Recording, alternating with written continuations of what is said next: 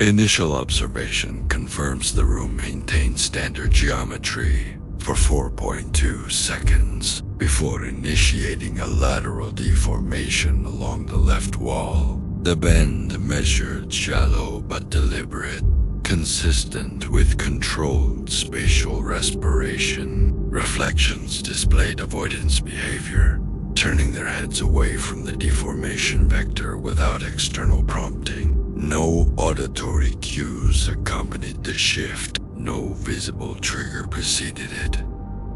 Micro vibrations registered along the floor panels, forming a pattern consistent with directional priming. The room appeared to prepare for a shift before executing it, as if rehearsing the motion internally. Reflection shadows shortened by 3%, suggesting a brief compression event. The room didn't open. It opened the direction.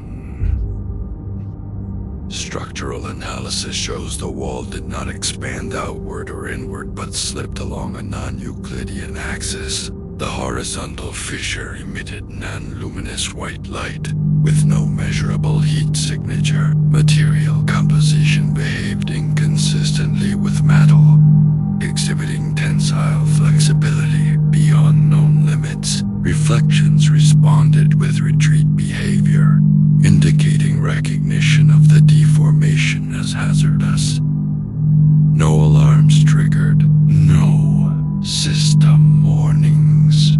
Log. The fissure produced a faint oscillation detectable only through frame-by-frame review, suggesting the corridor was attempting to stabilize before becoming visible.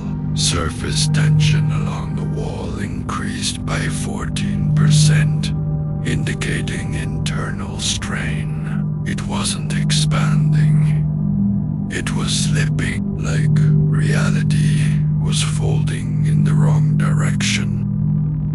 The fissure expanded laterally, forming a slit with no measurable depth. Reflections closest to the opening experienced dimensional distortion, thinning along the lateral axis while maintaining mass. Facial features smeared sideways, consistent with planar compression. The spiraled symbol exhibited instability, flickering at irregular intervals, as if compensating for spatial drift. No collapse occurred, but the room's equilibrium degraded rapidly. Distortion patterns followed a predictable rhythm, implying the slit was pulsing in response to the room's geometry rather than generating its own. Reflection silhouettes, elongated in sync with the pulses, indicating forced alignment with the new axis. It didn't open forward or backward. It opened sideways, a direction I wasn't meant to see. The lateral slit stabilized into a planar corridor, measuring 0 depth, but extending visually into an infinite vanishing point. No shadow activity registered within the corridor, indicating absence of volumetric space. The structure behaved as a two-dimensional passage, consistent with spatial compression events observed in prior anomalies, but significantly more controlled. Reflections displayed hesitation, maintaining distance from the corridor's threshold. No gravitational pull detected at this stage. The corridor's edges remained perfectly straight, despite the room's micro shifts, suggesting it was anchored to a separate spatial framework. Light entering the corridor did not scatter or reflect, indicating total absorption into the plane. It wasn't a place. It was the direction the room remembered, a direction it wasn't supposed to open again. A lateral force initiated at the corridor's boundary, pulling nearby reflections toward the planar opening. Movement was not voluntary.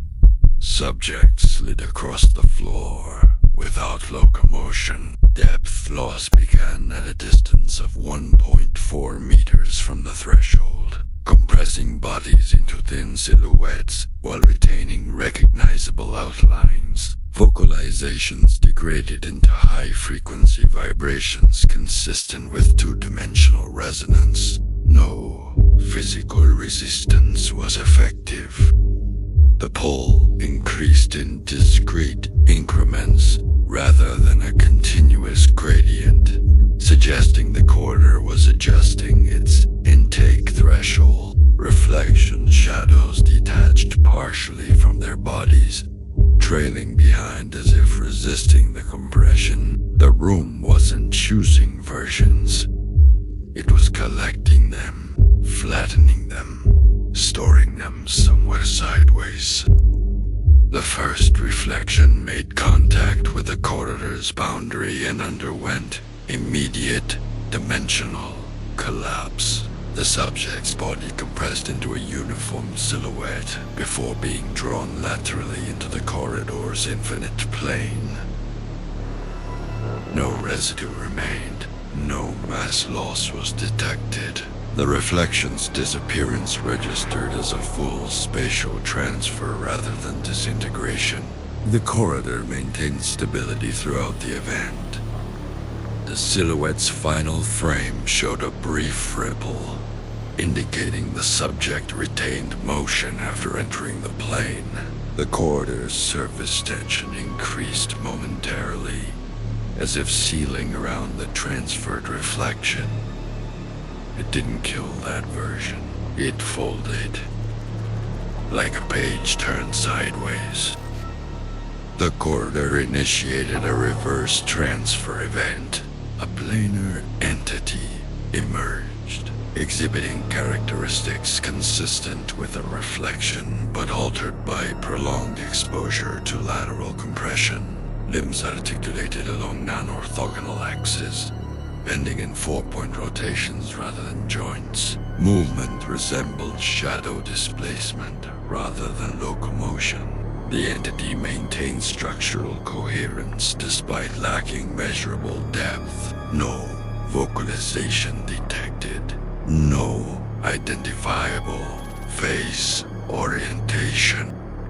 The entity's outline flickered at irregular intervals, suggesting incomplete reintegration into three-dimensional space. Its shadow lagged behind by several frames, indicating temporal displacement. The room didn't just send versions sideways, it brought something sideways into here. Something that wasn't meant to stand upright. The entity transitioned from planar emergence to ground-level traversal. Locomotion occurred through angular folding of limbs, each bend forming transient shapes inconsistent with skeletal structure. The shadow trailing behind it extended beyond its physical outline, suggesting partial detachment from the room's lighting logic. The facial region displayed a lateral distortion resembling a grin, though no musculature supported the expression. The approach vector was direct and unbroken. The entity's movement produced faint scraping sounds despite lacking depth, implying friction occurring along a non-visible axis. Its shadow occasionally split into multiple layers before rejoining, indicating instability. It didn't belong in this room. It belonged in the Sideways one, and it wanted to bring me with it. The entity achieved vertical orientation through sequential folding motions, each segment rotating along axes inconsistent with three-dimensional anatomy. The extended limb displayed 4 simultaneous directional bends, forming a grasping structure optimized for planar capture. Shadow activity increased, stretching toward the corridor and generating a mild lateral pull on surrounding space. The entity's intent appeared extractive rather than aggressive. The pull intensified when the entity's shadow aligned with the corridor's vanishing point, suggesting a direct connection between the two. Reflection silhouettes trembled, indicating resonance with the lateral axis. The room didn't open a path for escape.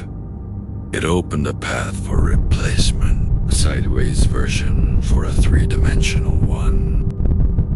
Spatial rotation initiated at a shallow angle, redirecting gravitational pull toward the lateral corridor. Floor friction decreased by 18%, causing involuntary sliding of all unanchored subjects. Reflections attempted to resist by flattening themselves against the ground, reducing drag but increasing dimensional compression. The corridor's pulse synchronized with the room's tilt, indicating coordinated spatial manipulation rather than structural failure.